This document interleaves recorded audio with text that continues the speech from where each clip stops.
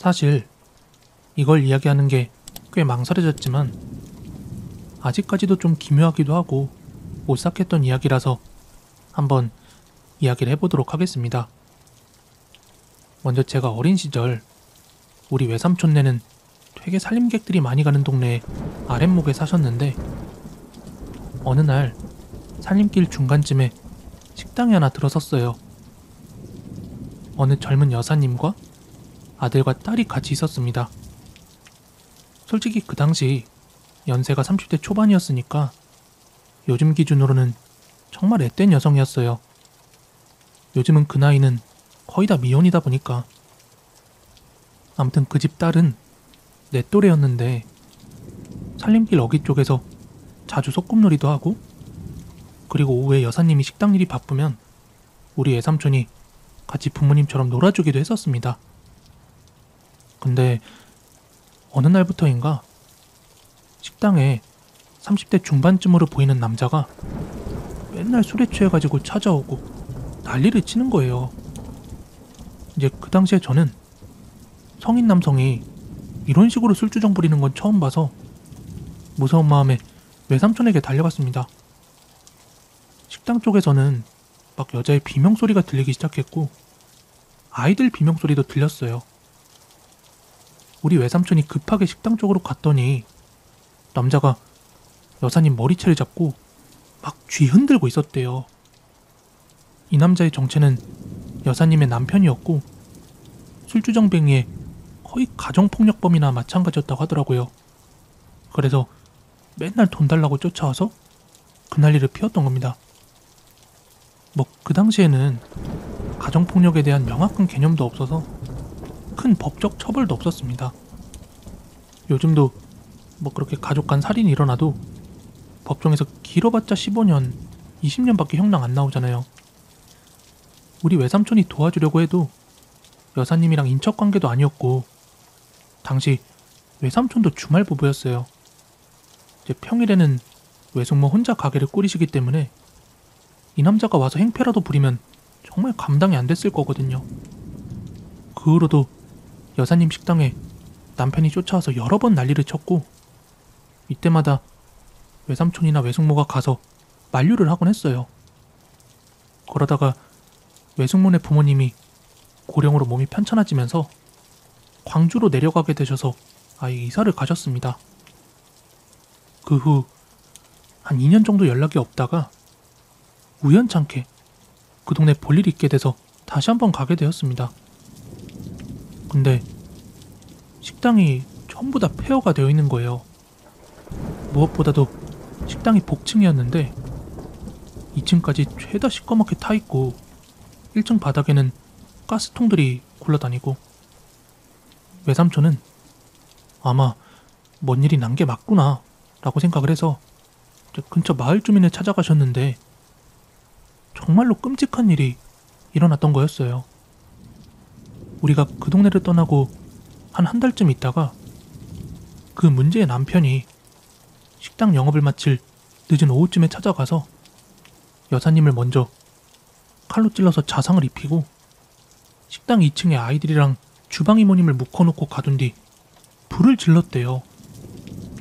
여사님은 가스통이 터지면서 그 자리에서 즉사하셨고 내 또래였던 딸아이는 현장에서 전신화상과 연기 흡입이 심해서 사망했습니다. 또 아들이랑 주방 이모님도 병원에 실려가셔서 거기서 돌아가셨다고 합니다. 문제는 그 이후부터예요. 여사님은 가족이 없던 분이셔서 식당은 사실상 폐허로 방치가 되어버렸는데 그 뒤 식당 건물에서 귀신 같은 걸 본 사람들이 많다라는 거였어요. 예를 들자면 등산객들이 식당인 줄 알고 들어가서 한참 동안 먹고 즐기고 떠들다가 정신 차려보니까 아무것도 없는 까맣게 그을린 폐허였다던가, 아니면 노숙인이 거기서 잠을 청하다가 꿈에 불탄 여자가 나와서 나가라고 멱살을 잡고 흔들었다던가. 너무 기이한 일들과 소문이 많아서 아예 마을 주민들도 꺼리는 장소가 되어버린 겁니다. 근데 지금은 아예 폐허가 되어버렸고 뭐 저한테도 좋은 추억이 아니어서 입에 담고 싶진 않았지만 최근에 유튜브 영상을 하나 봤어요. 그 장소에 유명한 BJ와 무속인이 가셨더라고요. 나는 비슷한 곳이 아닐까 싶어서 봤는데 아무리 봐도 같은 장소인 겁니다. 순간 가슴이 철렁하더라고요. 그 일이 일어난 지 10년을 더 넘었고 나는 이제 사회에 자리 잡은 직장인이 되었는데 그 아이들은 여전히 이 당시 5살, 3살 모습 그대로 계속 그 자리에 있었다는 게 지금은 아이들이 좋은 곳으로 갔으면 좋겠다고 늘 빌고 있습니다. 무서울지 아니면 기분이 나쁠지 모르겠지만 저한테는 여전히 유년기 시절의 한 추억이었고 지금도 종종 여사님이 가끔 간식거리로 주시던 하얀 박하사탕이 생각이 납니다. 먼저 저는 고향은 지방이지만 어렸을 때부터 서울로 올라와서 서울에서만 꼬박 20년을 넘게 살았습니다. 정릉이라고 하는 작은 동네 살았는데 4호선 성신여대 입구에서 내려서 버스 타고 조금 더 올라가면 있는 그런 동네입니다. 당연히 가장 가까운 번화가는 성신여대 입구 로데오 거리고요. 흔히 도남동 아니면 동선동이라고 부르는 이 로데오 거리에는 학원가도 많고 카페도 많고 옷가게도 많아서 늘 사람들이 붐비는 곳입니다. 그러다 보니 아르바이트 자리가 많기도 했고 이제 저 역시 대학생이 되고 나서 아르바이트를 성신여대 근처에서 하게 되었습니다. 이 근처를 와본 사람들은 아시겠지만 여기 건물들이 정말 노후됐어요. 새로 지은 유타물 같은 그런 신식 건물을 제외하곤 막 정말 오래된 건물들은 10년도 더 된 것 같이 되게 허름한 건물들이 굉장히 많았습니다. 그리고 제가 알바를 하게 된 건물에는 심지어 화장실도 한 칸밖에 없으니까 화장실이라도 한번 가려고 하면 늘 누군가가 들어있어서 막 제때 쓸 수도 없을 정도였습니다.